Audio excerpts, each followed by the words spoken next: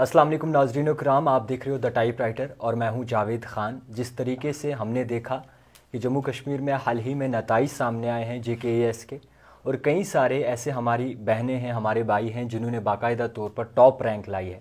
और इस वक्त हमारे साथ बातचीत करने के लिए मौजूद है तस्नीम कबीर जी, जिन्होंने करीबन 4th रैंक जो है वो लाई है JKAS एग्ज़ामिनेशन में। जिस तरीके से अगर बात करें मुख्तलिफ एग्ज़ामिनेशंस की, तो जम्मू कश्मीर के जितने भी नौजवान हैं, यूथ हैं, वो बाकायदा तौर पर हिस्सा लेते हैं। मगर जिस तरीके से कैटेगरी वॉइस की बात करें, बिना कैटेगरी के अगर कोई ऐसी रैंक लाता है तो बाकायदा तौर पर काबिल तारीफ़ है, क्योंकि रिजर्वेशन की जहाँ पे बात हो वहाँ पे कई सारे लोगों को परेशानियाँ भी आती हैं, कई सारे काबिल लोग जो है वो पीछे रह जाते हैं। सबसे पहले मुबारकबाद है आपको, आपने इतनी अच्छी रैंक लाई। तो आपसे जानना चाहेंगे, मुसलसल ये बात करना चाहेंगे कि किस तरीके से जो आपने पढ़ाई अपनी शुरुआत की, किस तरीके से सोचा कि आपने जो है JKAS एग्ज़ामिनेशंस में हिस्सा लेना है, और ख़ुद पे कितना बिलीव था?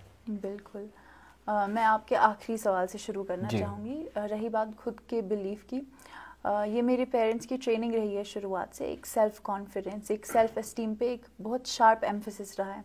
तो उस लिहाज से I was confident in my hard work and my capabilities. Paper लिख के आती थी, इंटरव्यू दे के आती थी, तो एक सेंस ऑफ कॉन्फिडेंस थी अपनी परफॉर्मेंस में। हाँ, थोड़ा सा ये रहता है कि I could have done this better और that as any student would, but एक कॉन्फिडेंस रहती थी अपनी परफॉर्मेंस में।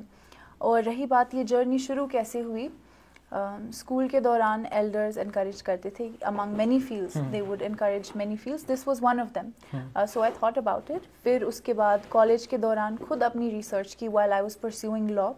सिविल सर्विसेज का सिलेबस देखा, I found it to be something interesting and also something that I could handle. तो फिर इंटरेस्ट बढ़ता गया, मेहनत होती गई। अच्छा, आपने कभी सोचा था कि इतनी अच्छी रैंक आप ला सकती हैं? क्योंकि बहुत मुश्किल होता है, कई सारे ऐसे बच्चे होते हैं जो मुख्तलिफ कोचिंग्स करते हैं और बहुत ज़्यादा पढ़ते हैं। सो 4th रैंक कभी आपने एक्सपेक्ट की थी?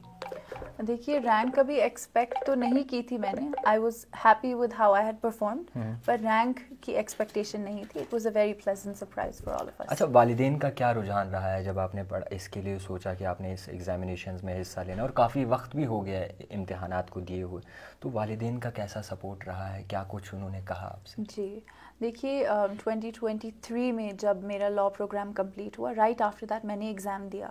प्रीलिम्स 2023 में हुआ है, तो 2023 से लेके अभी we have come full circle, एक पूरा साल हुआ। इट हैज़ बिन 1 ईयर और 3 स्टेप्स थे एग्ज़ाम के, तो मेंटली बहुत टैक्सिंग होता है।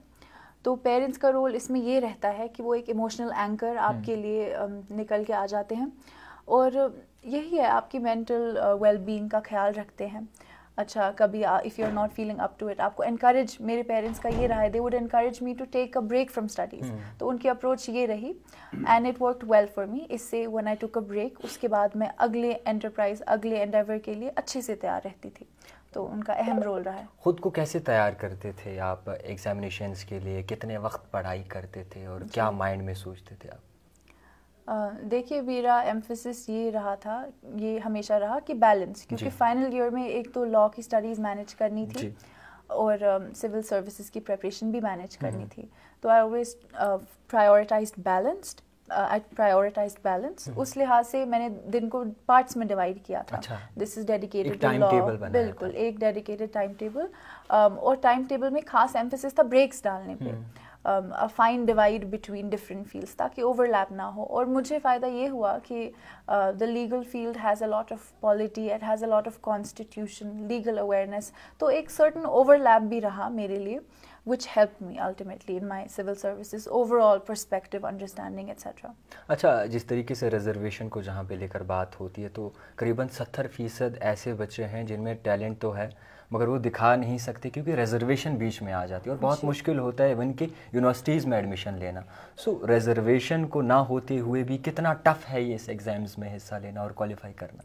जी देखिए, एग्ज़ामिनेशन टफ़ अगर आप किसी भी मेयार से देखें, ये एग्ज़ामिनेशन टफ़ है। एक तो रिगरस है और कंपटीशन बहुत इंटेंस होता है इस एग्ज़ामिनेशन में। तो irrespective of any factors, it is a very rigorous exam. तो टफ़ रहता है। I would definitely confirm that it's a rigorous process. जब नताइज सामने आए, रिज़ल्ट सामने आए, सो कितने बजे आपने देखा और सबसे पहले किसको बताया? देखिए, रिज़ल्ट आई थिंक मिडनाइट के बाद आया। तो मैं सोने के लिए तैयार थी, پر پھر میسیجز آئے کہ رزلٹ آیا ایسے، تو پھر میں نے دیکھا، پہلے خدا کا شکر کیا، اس کے بعد ڈیفینیٹلی اپنے پیرنٹس کو بتایا، ہم سب خوش ہوئے، اللہ کا شکر کیا، اور پھر باقی فیملی میں انفارمیشن دی. اچھا، یہ بھی آپ سے جاننا چاہیں گے، اگر میں آپ سے پوچھنا چاہوں یا پھر جتنے بھی بچے اس چیز کے لیے پریپیئر کر رہے ہیں، ان امتحانات کے لیے مائنڈ میں سوچ رہے ہیں، تو کون سی ایسی ٹپس دینا چاہیں گے جو ان کے لیے بینیفٹ؟ جو بھی پریپیئر کر رہے ہیں سول سروسز کے لیے، میری ٹپ ان کے لیے یہ رہے گی کہ کنسسٹنسی چاہیے اس ایگزام میں، پیشنس چاہیے، اور ایک ایموشنل اور مینٹل اینکر چاہیے، چاہے وہ آپ کے پیرنٹس ہو، چاہے وہ آپ ڈیوائن فارمز میں اس کو ڈھونڈیں، اپنے پیئرز میں ڈھونڈیں.